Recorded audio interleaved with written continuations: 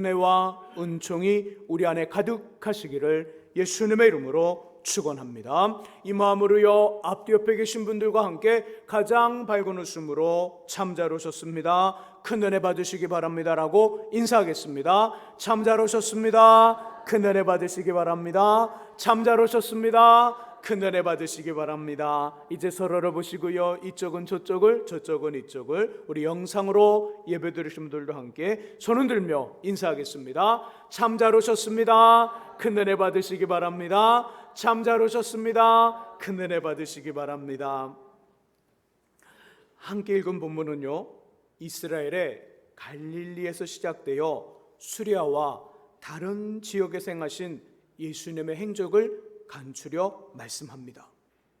주님이 하신 일은요, 세 가지입니다. 그리고 그 영향력이 얼마나 컸던지 25절에서 갈릴리와 데가볼리와 예루살렘과 유대와 요단강 건너편에서 허다한 무리가 쫓았다고 이야기합니다. 많은 사람들, 다양한 시각으로 또 다양한 관점으로 복음서 마태, 마가, 누가, 요한복음의 내용을 분석하고요, 바라보며 접근하여 또 이해를 합니다. 하지만 본문처럼 세 가지로, 예수의 사역을 세 가지로 보아도 전혀 문제가 되지 않아요. 충분합니다. 본문이 알려주신 그대로 예수께서 하신 세 가지를 보면서 그 세 가지에 맞춰서 복음서의 내용들을 정리해도 아주 좋은 내용으로 정리를 하게 되고 알게 된다는 거지요. 먼저는 주님이 가르치셨더라. 23절의 말씀을 같이 한번 읽어보죠. 23절의 말씀 읽습니다. 예수께서 온 갈릴리에 두루 다니사 그들의 해당에서 가르치시며 천국 복음을 전파하시며 백성 중에 모든 병과 모든 약한 것을 고치시니 아멘. 가르치셨더라. 23절의 중간부분에 보니까 예수께서 그들의 회당에서, 요즘 말로 말하면 교회를 말하는 것이죠, 그들의 회당에서 가르치시며, 얼마 전에 보았던 마태복음 5장과 6장과 7장에 나오는 산상수훈들, 팔복과 너희는 세상의 소금과 빛이라는 말씀, 기도와 구제와 언수 사랑에 대한 교훈처럼 성도로서의 삶, 믿음을 가진 사람은 어떻게 살아야 되는가, 하나님의 자녀가 갖는 특권, 권세와 예배, 드림 등의 많은 것들을 우리에게 알려주셨다는 거예요. 알려주셨더라, 가르치셨더라, 같은 말이죠. 두 번째 하신 일은 뭘까요? 두 번째 하신 일은 전파하셨더라. 23절의 말씀처럼 천국 복음을 전파하시며 영접하는 자, 곧 그름을 믿는 자들에게는 하나님의 자녀가 되는 권세를 주셨다는 요한복음 1장 12절 말씀처럼 천국, 하나님 나라가 어떤 것이며 그 나라에 가려면 어떻게 해야 되는지를 알려주시고 우리에게 전파하셨다는 거예요. 세 번째는 23절의 마지막 부분에 고치시니, 귀신 들린 사람을 고쳐주십니다. 간질하는 사람을 고쳐주십니다. 중풍병과 불치의 병으로 고통하는 사람을 고쳐주십니다. 영적 침체에서 헤어나지 못하는 사람들을 찾아가셔서 때로는 찾아오는 사람들을 고쳐주셨습니다. 고쳐주셨더라. 그런데요, 2000년 전의 이 일, 주님의 가르치심과 전파하심과 고쳐주심이 오늘을 살아가는 우리들에게 2000년 전의 사건이 2000년이 훨씬 지난 지금 우리에게도 동일한 은혜와 능력으로 다가온다는 거예요. 참 신기하죠. 신기하고 신비합니다. 2000년 전의 사건인데 2000년 전에 예수께서 가르치고 전파하시고 그리고 고치신 그 사건이 2000년이 지난 우리에게 동일한 은혜와 동일한 감동과 동일한 능력으로 다가온다는 거예요. 이것만이 아니라 또 우리 이후에 다른 세대, 이후 세대들에게도 그 2000년이 훨씬 넘어 아주 오래전 사건이 그것이 뒤다시 현재로 와 동일한 은혜와 능력으로 다가온다는 거예요. 이것이 하나님의 신기고 신비요 성경의 능력입니다. 주님의 가르치심은 우리에게 지혜를 줘요. 주님의 알려주심은 우리에게 지혜를 주셔서 신앙생활의 지혜, 가정생활의 지혜, 삶의 현장에서 지혜, 그리고 우리 인생의 성공과 승리를 위한 지혜를 가져다 줘요. 예수님의 전파하심은 우리에게 죽음에서 생명으로, 저주에서 축복으로의 변화, 존재의 변화를 가져오고 믿음을 통한 구원을 줍니다. 그리고 주님의 고쳐주심은 우리의 영과 육의 모든 병과 약함, 마음의 힘든 인생의 아픔들을 고치고 회복하여 정말 싸매어 낫게 하는 그 역사가 있게 합니다. 저는 주님의 가르치심과 예수의 전파하심, 주님의 고쳐주심은 저와 여러분들의 모든 것이 그 안에 다 들어있어요. 예수의 선포하심, 예수의 가르치심, 예수의 고쳐주심 안에 우리에게 지혜가 있고 그 지혜가 있을 뿐더러 생명이 있고 우리의 힘이 그 안에 있다는 겁니다. 그러므로 예수 그리스도만이 우리 인생의 유일한 답이요 해답이며 키이고 열쇠가 되시는 줄 믿습니다. 자, 그렇다면 우리 인생의 유일한 답과 해답과 키와 열쇠가 되시는 주님을 향하여 어떤 마음을 가지며 어떤 삶을 살아야 될까요? 어떤 고백을 가지고 있어야 될까요? 첫 번째는 우리의 소망을 예수께만 두는 겁니다. 누구에게 두라고요? 예수께. 바울 선생님은 디모데전서 6장 17절에 이렇게 말씀합니다. 이 세상에 썩어지고 없어질 재물과 다른 것에 마음을 빼앗기지 말고 오로지 모든 것을 후히 주시고 누리게 하시는 하나님께 소망을 두라. 이 땅의 삶을 살다 보면 그 말씀, 바울 선생님 말씀이에요. 이 땅의 삶을 살다 보면 우리의 마음을 빼앗는 것들이 있다는 거예요, 없다는 거예요? 있다는 거예요. 우리의 소망을 다른 데 두게 하는 것들이 있다는 이야기를 합니다. 그것이 대표적인 것이 재물이요, 이 땅의 것이라는 거예요. 이 땅에 썩어지고 없어질 재물과 다른 것에 마음을 주지 말고 그것을 주시는 하나님께 마음을 두고 그것을 주셔서 누리게 하신 하나님께 소망을 두고 살아가라고 말씀합니다. 우리의 소망은 어디에 있나요? 저와 여러분들의 소망은 무엇인가요? 혹시 이런 믿음의 삶의 모습은 아닌가요? 하나님이 주신 것들을 지키기에 믿음을 이용하는 것. 그럴 수 있지요. 하나님은 우리에게 이걸 주셨어요. 때로는 너무나도 좋은 이것이 재능일 수 있고 외모일 수 있고 건강일 수 있고 큰 돈과 삶의 놀라운 어떤 경쟁력일 수 있어요. 하나님이 우리에게 이것을 이렇게 주셨는데 이것을 지키기 위해서 누구를 이용하는 거예요? 하나님을 이용하는 거예요. 주신 하나님을 소망하는 것이 아니라 하나님이 주신 것들을 지키기 위해서 하나님을 이용하는 거죠. 하나님, 이거 지켜주세요. 이거 지켜주세요. 이런 믿음은 아니라는 거예요. 도리어 하나님 말씀하신 건 뭘까요? 성경 우리에게 이렇게 말씀하시는 거예요. 하나님이 주신 이것을 지키는 것이 아니라 이것을 주신 하나님께 소망을 두고 하나님을 바라보고 하나님과 함께 살아가는 인생이 되라는 거예요. 그러면 하나님이 이것보다 더 귀한 것들을 주시겠다는 거예요. 이 삶이 하나님께만 소망을 두는 삶의 모습이에요. 우리의 소망 어디에서 왔을까? 우리의 소망은 무엇인가라는 그 답을 알 수 있는 방법이 있어요. 이 질문을 우리에게 던져보면 알아요. 우리의 만족이 어디에서 오는가? 우리의 힘이, 우리의 기쁨이 어디에서 오는가? 이 질문을 우리에게 던져서 이 질문에 우리가 답을 해보면 되는 거예요. 나의 만족은 어디에서 오고 나의 기쁨은 어디에서 오고 나의 힘은 어디에서 오는가? 이 질문을 던져봤을 때 내 안에서 나오는 답을 보면 그 답에 하나님이 내게 소망인가 아니면 다른 것이 내게 소망인가를 알 수 있다는 거예요. 만일 질문의 답이 우리 자신이거나 때로는 사랑하는 남편과 아내와 자녀들이라면 또는 차곡차곡 쌓여가는 통장의 돈과 세상의 이치와 좋은 직장과 괜찮은 자격증이라면 우리 인생의 유일한 답과 해답과 키와 열쇠가 되시는 예수 그리스도의 힘과 능력을 제대로 공급받을 수 없습니다. 저는 저와 여러분 모두가 드려지는 이 예배 시간을 통하여 우리의 마음과 심령이 주님만을 바라보며 주님만을 소망할 수 있기를 예수님의 이름으로 축복합니다. 두 번째 삶은 어떤 삶을 살아야 될까요?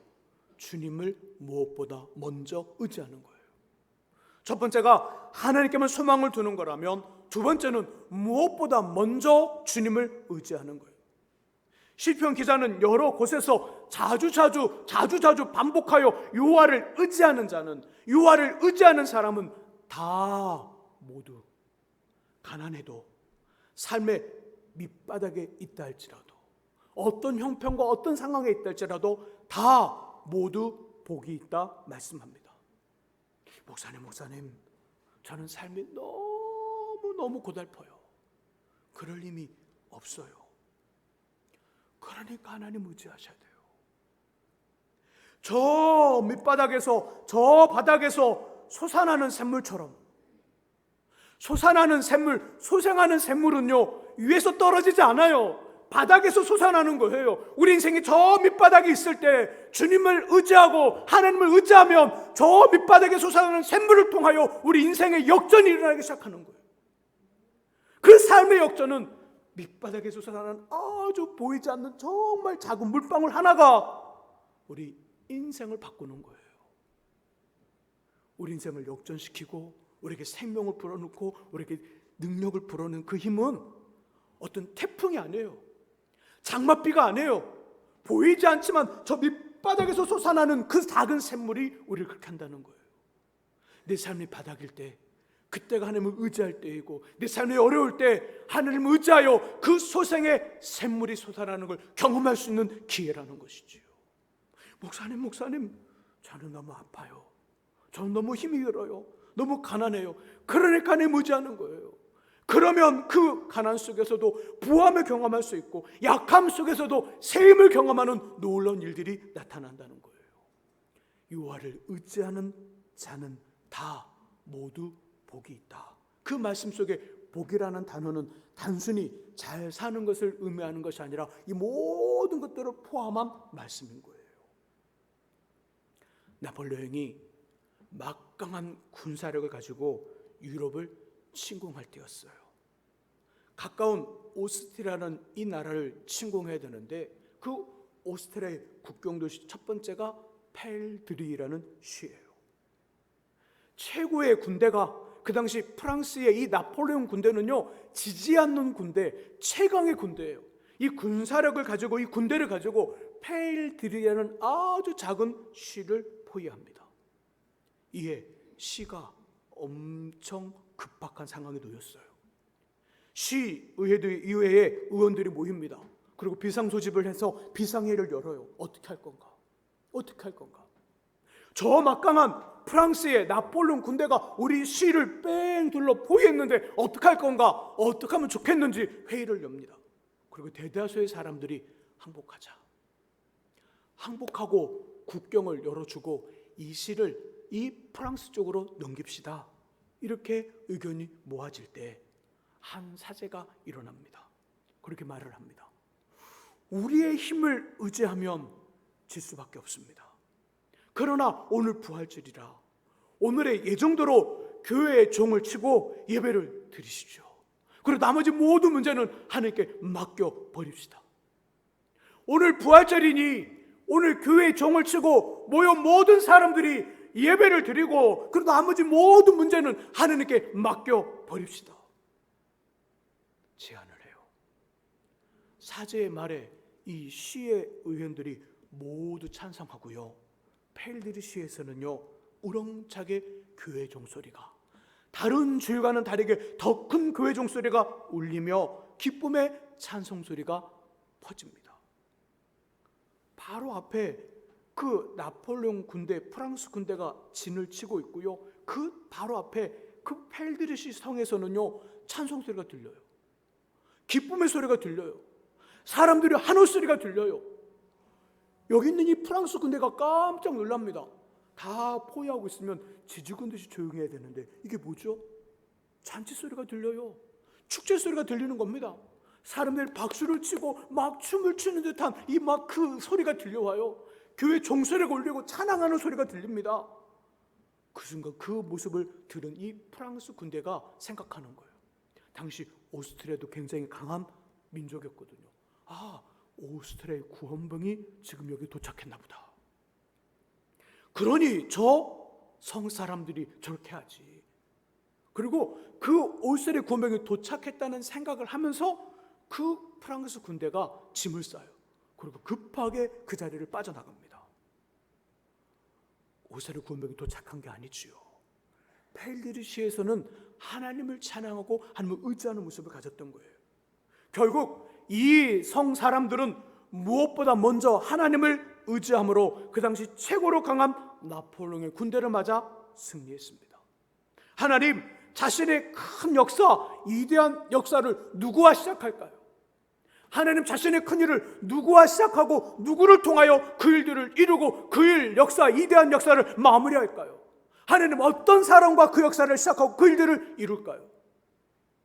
단순히 목사라는 직분을 가진 사람과 그 일을 시작할까요? 단순히 장로님, 권사님, 안수집사님, 교회 중책을 맡았다는 어떤 교회 중책의 직분을 가진 사람과 하나님은 그냥 일방적으로 위대한 큰일과 자신의 위대한 역사를 시작할까요? 아니에요.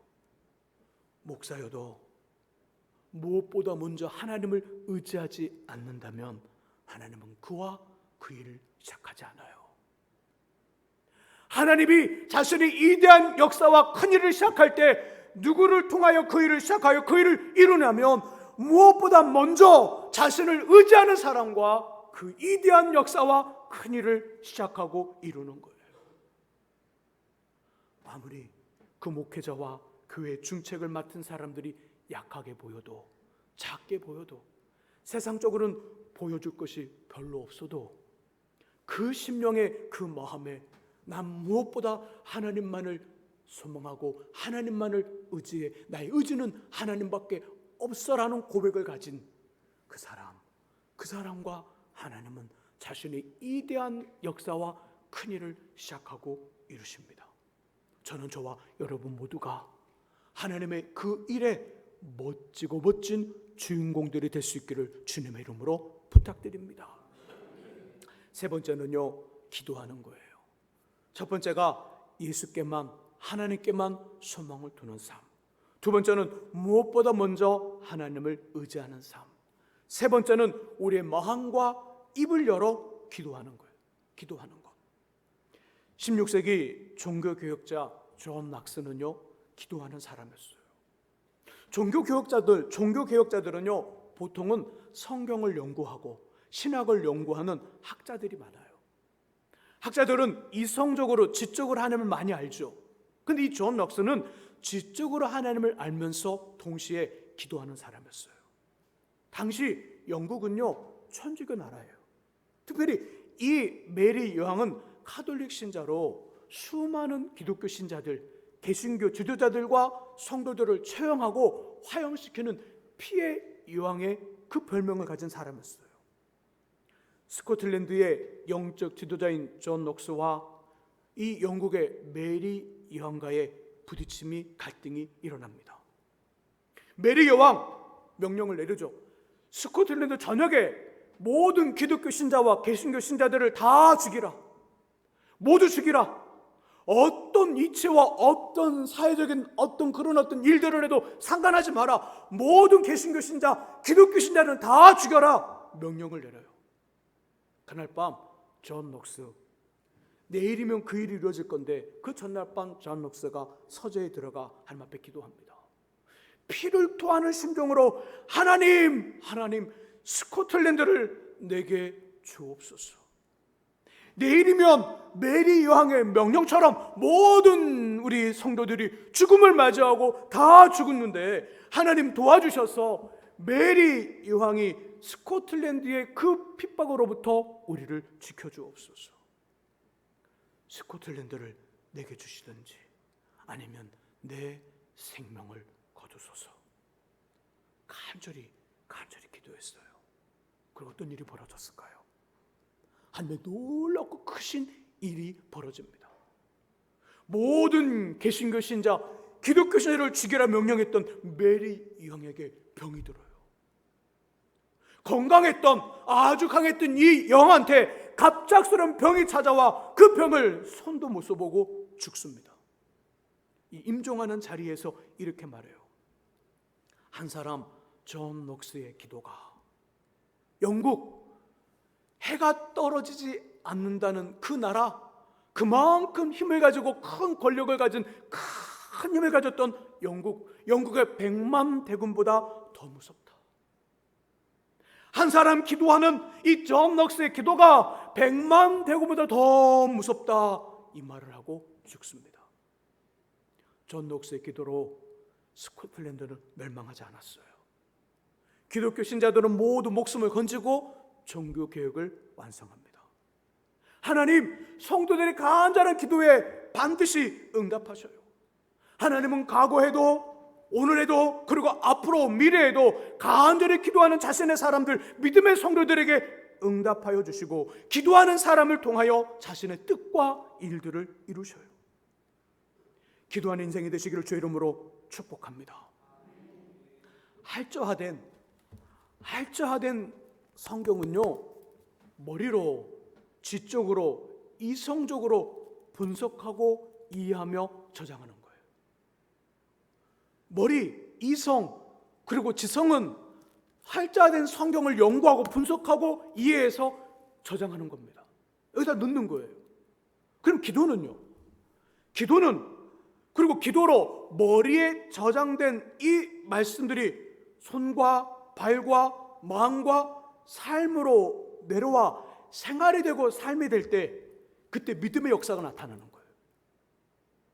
머리에만 있는 이 말씀은요, 아무것도 우리에게 영향을 행사할 수 없어요.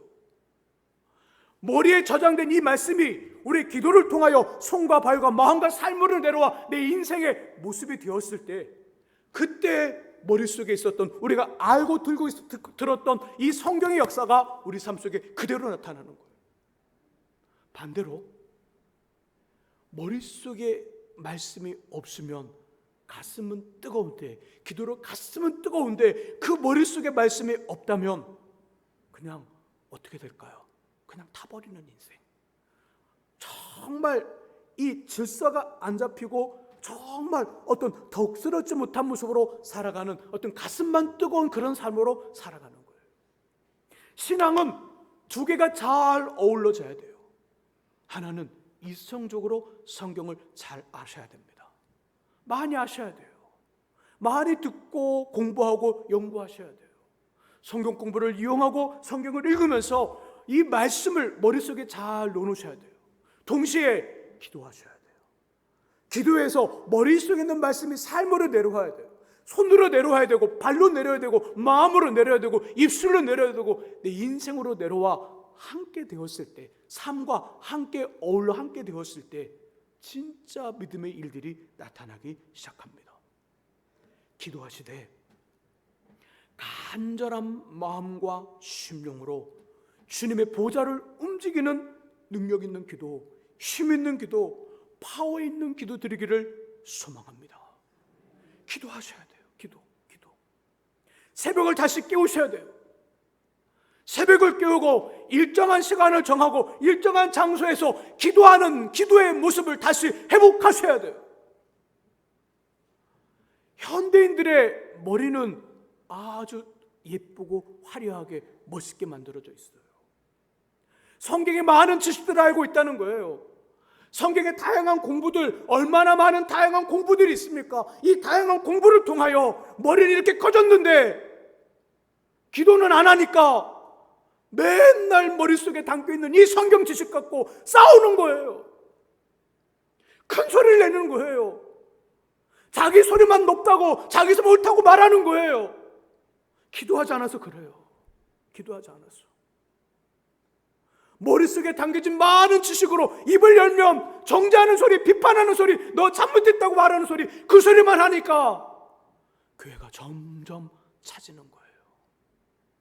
차가워지는 거예요. 차가워진 곳에는 새로운 생명이 나오지 않습니다. 차가운 사람에겐 새 생명이 붙지 않아요. 차가운 공동체는 결코 새싹이 나오지 않습니다. 왜 한국 교회가 요즘 욕을 먹을까요? 성경 지식이 없어서요? 아니요. 요즘처럼 성경 지식이 많은 시대는 없었어요. 왜일까요? 기도하지 않아서 그래요. 기도하지 않아서 그래요.